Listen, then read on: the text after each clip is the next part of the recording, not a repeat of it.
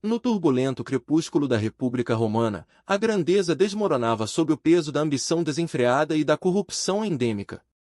O século I a.C. não era uma era de heróis consensuais, mas de titãs sedentos por poder, que rasgavam o tecido legal e moral que supostamente sustentava a sociedade livre.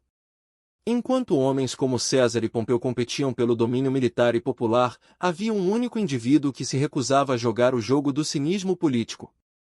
Marcus Porcius Cato, conhecido pela história como Catão, o jovem, não via a política como um meio para ganhos pessoais ou glória. Para ele, era o mais sagrado dos deveres, uma vocação purificada pelo fogo da filosofia estoica, cuja integridade se tornaria, paradoxalmente, sua maior força e, finalmente, sua condenação trágica. A bússola moral de Catão não residia nas tradições flexíveis de seus contemporâneos, mas na doutrina rígida do estoicismo.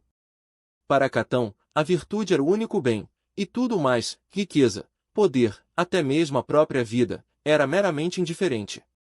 Ele adotou uma austeridade lendária, recusando-se a usar vestimentas caras ou a beber vinho sem diluir, desafiando a decadência da elite romana. Essa disciplina era mais do que um hábito pessoal, era uma arma política, uma declaração de que a lei e a moralidade eram absolutas e imunes à negociação. Ele encarnava a severidade de seu bisavô, Catão, o Velho, mas o aplicava ao caos da política contemporânea, buscando restaurar uma república que talvez já fosse, na prática, uma fantasia irrecuperável. Desde o início de sua carreira, Catão se colocou como o eterno antagonista de qualquer pessoa que ameaçasse o equilíbrio constitucional. Ele era o principal obstáculo ao triunvirato, o bloco de poder informal que buscava subverter a autoridade do Senado. Enquanto César tecia redes de alianças e subornos, Catão era o tribuno que utilizava o discurso meticuloso e, por vezes, a obstrução deliberada, para frustrar as ambições dos poderosos. Ele percebeu, com uma clareza dolorosa, que as leis que César exigia eram apenas ferramentas para a ditadura futura. A República não morreria por um único golpe, ele alertava, mas pela lenta erosão de suas instituições nas mãos de homens carismáticos e impiedosos que confundiam ambição pessoal com a glória de Roma. A derrota decisiva em Farsália, em 48 a.C., desmantelou as esperanças dos republicanos e confirmou a superioridade militar de César. Enquanto Pompeu fugia para o Egito, apenas para encontrar sua morte por traição, Catão liderava o que restava da frota e das legiões dispersas. Sua reação à catástrofe não foi de desespero, mas de cálculo estoico.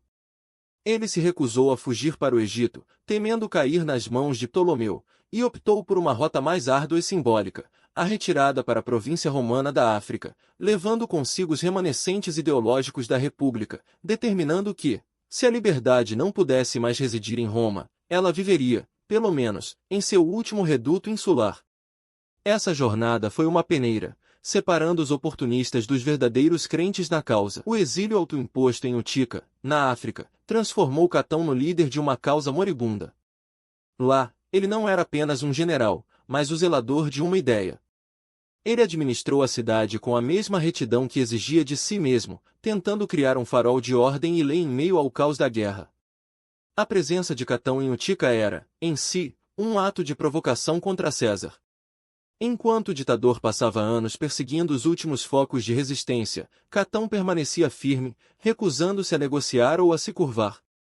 Ele sabia que, enquanto houvesse um lugar no mundo romano onde o Senado pudesse se reunir livremente e onde César fosse declarado inimigo do Estado, a República, em teoria, ainda existia. A resistência final em Thapsus, liderada por Metelo Cipião, foi brutalmente esmagada por César em 46 a.C. Com a notícia da derrota total, o cerco ideológico e físico a Catão se fechou. Ele sabia que não havia mais chance militar.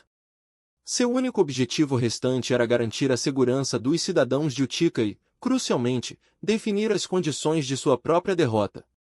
Catão supervisionou pessoalmente a evacuação e a passagem segura de todos aqueles que desejavam buscar o perdão de César.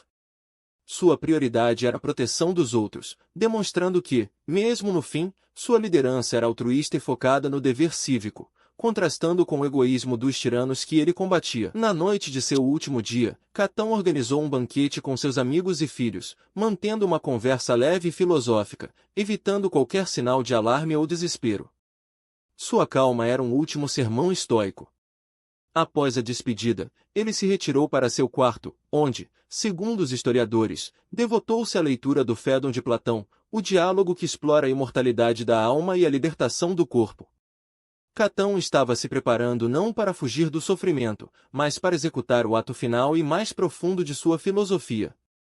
Ao garantir que todos os outros estivessem salvos, ele havia cumprido seu dever para com a cidade. Agora, seu dever era para com a virtude, pois a vida só tinha valor enquanto mantivesse a liberdade e a dignidade inegociáveis. No silêncio da noite africana, Catão tomou sua decisão final, que não era um ato de covardia, mas a mais eloquente e intransigente declaração política de sua época. Ele não cometeria suicídio para escapar de César, mas sim para negar a César o triunfo de perdoá-lo. O perdão de César, sua famosa clementia, era, para Catão, a escravidão, pois significava aceitar a vida como um presente do ditador, subordinando sua liberdade à vontade de um único homem. Ao se matar, Catão reafirmou que o único mestre da alma era a virtude, garantindo que ele morreria um homem livre, não um súdito grato. O ato foi uma rejeição final e absoluta ao império, marcando-o como o último homem livre da República. O sacrifício de Catão ressoou através dos séculos, transformando de um perdedor político em um símbolo eterno. Embora César tenha tentado denegrir sua memória em seu Anticatão, poetas como Lucano o celebraram como o último romano, o mártir que provou que a virtude é mais forte que o poder. Seu ato se tornou um ponto de referência moral para toda a posteridade, desde Dante Alighieri que o colocou como guardião do purgatório, até os pais fundadores americanos, que o viam como o epítome da integridade republicana. Catão falhou em salvar a república física, mas sua morte garantiu a sobrevivência do ideal de que a liberdade é um valor inegociável. Sua vida nos ensina que, em momentos de tirania, o maior ato de resistência pode não estar na vitória, mas na recusa absoluta em ceder a própria dignidade.